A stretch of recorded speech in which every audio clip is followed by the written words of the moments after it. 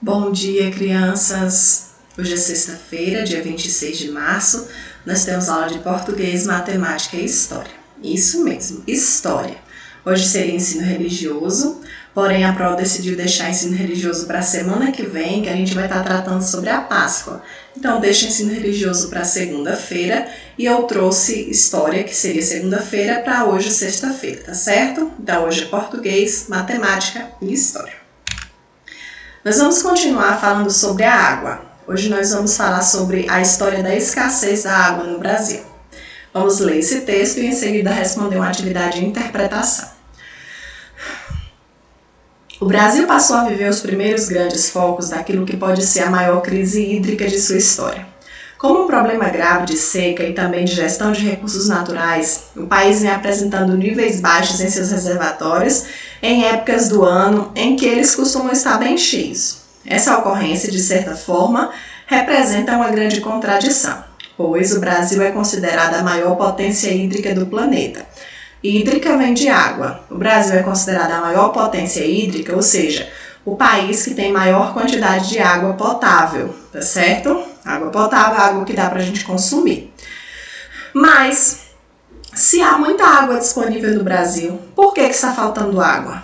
Em primeiro lugar, embora o país possua as maiores reservas de água da unidade territorial do planeta, é preciso destacar que elas estão desigualmente distribuídas no espaço geográfico brasileiro.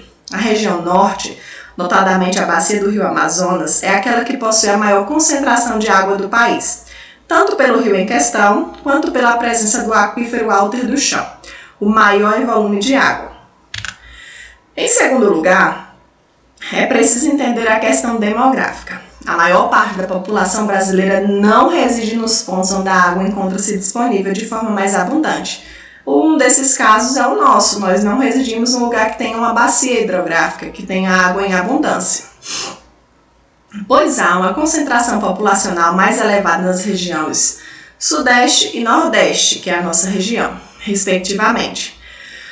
Curiosamente, são essas regiões cujos estados possuem os maiores históricos de secas e escassez de água ao longo do tempo. Esse panorama contribui consideravelmente para o problema de questão. Haja vista que a exploração dos recursos hídricos da Amazônia é totalmente inviável, em virtude dos grandes custos de transporte e também pelos iminentes impactos naturais que podem comprometer as reservas de água então disponíveis. Mas isso não é tudo. Para entender a escassez de água no Brasil, existem também as questões referentes à utilização e gestão dos recursos hídricos do país. Pela Constituição Federal de 1988, cabe aos governos estaduais a missão de gerir e administrar a captação e distribuição de água, embora o governo federal também precise atuar por intermédio do fornecimento de verbas públicas e obras interestaduais. Nesse sentido, alguns governos, por questões administrativas ou até políticas, podem apresentar algumas falhas, principalmente no que se refere ao planejamento do manejo dos recursos hídricos. No Brasil, atualmente, o estado vem passando por maiores dificuldades é São Paulo, o que vem atraindo uma grande atenção das mídias, pois a capital paulista, que é a área mais povoada do nosso país, é a protagonista desse cenário. Nesse caso, uma seca total pode afetar a vida de dezenas de milhões de pessoas. O reservatório do Sistema Cantareira, ele é o principal da cidade de São Paulo e ele vem apresentando sucessivos recordes de baixas em seu volume, o que torna o contexto da questão ainda mais desfavorável. Além da má distribuição dos recursos hídricos e dos problemas de gestão no território nacional, o problema de escassez de água no Brasil também perpassa pelas recentes secas que vêm afetando o país. Nos últimos anos, os níveis de precipitação ficaram ainda mais baixos, ainda muito abaixo do esperado. Por isso, os reservatórios de todo o país mantiveram baixas históricas, principalmente na região sudeste. Vale lembrar, afinal, que a falta de água no Brasil não afeta somente a disponibilidade de água tratada nas residências. As indústrias e a agricultura, que são os principais consumidores, a agricultura precisa de água para irrigar as plantações, são os setores que mais poderão sofrer com o problema, o que pode acarretar impactos na economia como um todo. Lembrando que a maior parte das indústrias do país está justamente na região sudeste, onde está tendo a crise da falta de água. Além disso, cabe a ressalva de que o principal modal energético do país é hidrelétrico. Nossa principal fonte de energia é a energia criada a partir das forças das águas. Quando os níveis das águas baixam, a gente corre o risco também de ficar sem energia, que possui como ponto negativo justamente a dependência em relação à disponibilidade, de modo que uma seca extrema pode levar o país a um novo racionamento de energia. A falta de água nos leva ao racionamento de água e automaticamente ao racionamento de energia, porque a nossa energia é praticamente toda hidrelétrica. Vamos para a atividade? Vocês vão copiar essas 5 questões aí no caderno de história e responder a partir do texto. Por que o Brasil vem apresentando níveis baixos de água em seus reservatórios em épocas do ano em que eles costumam estar bem mais cheios? Onde se localiza a maior concentração de água do país? Por que a exploração dos recursos hídricos da Amazônia é totalmente inviável? Qual o estado que vem apresentando maiores dificuldades no que se refere ao planejamento no manejo dos recursos hídricos? Onde está localizado o sistema da Cantareira? Copie essas 5 questões no caderno de história e respondam a partir do texto. Em português, ainda falando sobre a água, vocês vão resolver aí essas palavras embaralhadas. Notem aí que as sílabas estão todas embaralhadas e vocês vão descobrir qual é a palavra de cada letra. Letra A, aqui ó, só uma correção, aqui era para ser Ra. Consertem, tirem esse E e coloquem um A, que daria terra, tá certo? Aqui era um A e a prova botou um E. Terra. Aí depois vocês vão fazer as outras palavras.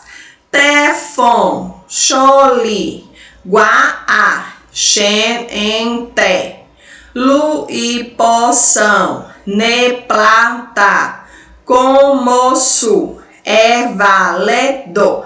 Que as palavras essas sílabas formam? Você vai organizar as sílabas e formar as palavras.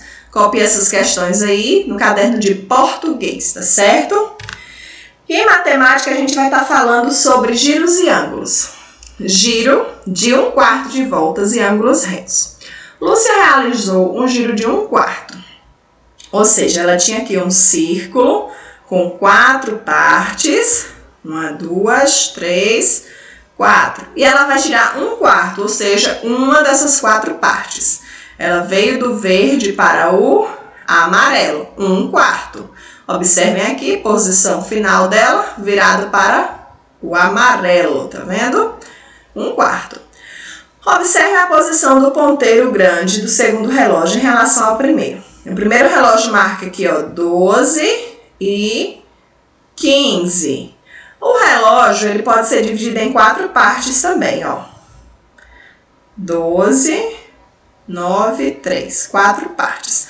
Se o relógio andou de 12 até 3, ou seja, até 15 minutos, ele fez 1/4 da sua parte. Se ele andou de 3 até 6, ele fez mais 1/4. Se ele andou de 6 até 9, mais 1/4. De 9 até 12, mais 1/4. Nesse caso aqui, o relógio aqui estava marcando 12h15 e o segundo relógio aqui já está marcando 12h30. O ponteiro andou de 3 para 6, ou seja, fez 1/4 do relógio. O que você pode dizer comparando o giro da menina e o giro do ponteiro do relógio? Eles fizeram o movimento de 1/4, na verdade, o giro de 1/4 corresponde a um ângulo reto. Girar 1/4 corresponde a um giro de ângulo reto. Vamos entender o que é ângulo. Isso aqui é um ângulo. No lado de um ângulo, aqui, a vértice do ângulo, que é o cantinho do ângulo, o lado do ângulo, e essa parte azul aqui é o nosso ângulo. Lado do ângulo, são ângulos em várias posições, mas são ângulos retos. Lado do ângulo, o outro lado reto do ângulo, vértice do ângulo e o nosso ângulo. Outra posição, lado do ângulo, o outro lado do ângulo, vértice do ângulo, que é o cantinho, e o nosso ângulo. Para a gente pôr em prática esses ângulos retos, vocês vão fazer aí a atividade da página 167. Recorte um papel que represente o ângulo reto. Siga as instruções. Pegue um pedaço de papel e corte de um jeito bem diferente, fazendo ondas no papel. Em seguida, faça uma dobra do jeito que você quiser. Junte as extremidades da primeira dobra e faça outra dobra. Tá vendo aí? Vocês vão formar, ó, nesse papel, 4 partes. Tá vendo aqui, ó? 4 ângulos retos. Gustavo usou o recorte que ele fez e localizou 4 ângulos retos no tampo da carteira. Depois ele fez o desenho para representar os ângulos. Ele recortou aí 4. A Pro também fez 4 ângulos retos aqui, ó. Deixa a Pro pegar. Eu recortei igual ele recortou e deixei os ângulos retos, ó. Aqui, retinho. Fiz do mesmo jeitinho que Gustavo fez aí na imagem. 4 ângulos. Usem os recortes que você fez e procure na sala de aula os mesmos, ao menos 2 objetos que tenham um ângulo reto. Em uma folha à parte, faça o desenho. Vocês vão fazer o seguinte, como a gente está em casa, vocês vão procurar na casa de vocês coisas que tenham um ângulo reto. A Pro vai pôr em prática aqui para você entender um pouco. Eu vou usar uma folha, observem aqui. Essa folha aqui, ela é um retângulo. Eu pego o meu ângulo reto, coloquei aqui na minha folha. Se ele encaixou direitinho na folha, observe, quer dizer que a minha folha tem um ângulo reto. Lado do ângulo, o outro lado do ângulo, a vértice do meu ângulo. E aqui está o ângulo, tá vendo?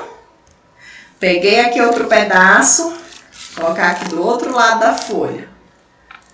Ó, mesma coisa. Lado do ângulo, o outro lado do ângulo e o nosso ângulo. Vértice do ângulo é o cantinho. Pega aqui outro pedacinho. Vou colocar aqui agora. Ficou um pouquinho torto. Deixa eu colar. Aí. Lado do ângulo, o outro lado do ângulo, nossa vértice e o nosso ângulo. Aqui a Pro usou uma folha. Você vai procurar na sua casa lugares que tenham esse ângulo reto. Pode ser o canto da porta, pode ser o canto da mesa da mãe, pode ser o canto de uma tampa, de uma vasilha, de uma forma. Se a figurinha, se essa forma que você cortou encaixar perfeitamente, quer dizer que você encontrou um ângulo reto. Observe, o nosso livro de matemática, ele tem ângulos retos? Pego a minha pecinha, encaixa aqui. Claro que o nosso livro tem um ângulo reto, ó. Lado do ângulo, o outro lado do ângulo e o nosso ângulo, vértice do ângulo. Nosso livro tem um ângulo reto. O que mais eu posso usar? Aqui disponível para mim eu tenho a minha mesa, tem o cantinho da mesa que tem o ângulo reto. Meu computador tem um ângulo reto. O meu caderno tem um ângulo reto. Vocês vão procurar na casa de vocês coisas que tenham esse ângulo reto, ou seja, esse cantinho meio quadrado, certinho, tá vendo? Ó, ângulo reto. Vão pegar as imagens, as 4 figurinhas que vocês vão criar aí e vão colocar nesses lugares. Aí você vai tirar a foto, fazer um vídeo e mandar pra Pro. Ó, Pro, o canto da porta do meu quarto é um ângulo reto. Aí você pega a figurinha, coloca lá. Ó, Pro, a bandeja de minha mãe fazer bolo tem um ângulo reto. Coloca lá na bandeja da mãe mostrando pra Pro. O canto da mesa da minha mãe é um ângulo reto. Coloca lá na mesa da mãe. A tampa da vasilha da minha avó tem um ângulo reto. Você mostra lá a imagenzinha com a figura, mostrando que ela está no ângulo reto, tá certo? Então, vocês vão tirar aí 4 fotos. A gente vai ter 4 figurinhas. Vocês vão tirar 4 fotos em 4 ângulos retos diferentes, tá certo? Essa atividade aí é na página 166 e 167 de matemática. Atividade de história no caderno, atividade de português no caderno, atividade de matemática no livro, para fazer aí esse recorte dessas imagens, dessas figuras, e procurar ângulos retos na casa de vocês, tirar foto e mandar para a Pro, tá certo? Respondam essas 3 atividades, enviem no grupo e até amanhã. Lembrando que amanhã é sábado letivo, então amanhã é uma atividade mais alguns joguinhos pra gente se divertir e distrair um pouco, tá certo? Um beijo grande, tchau, tchau e até amanhã.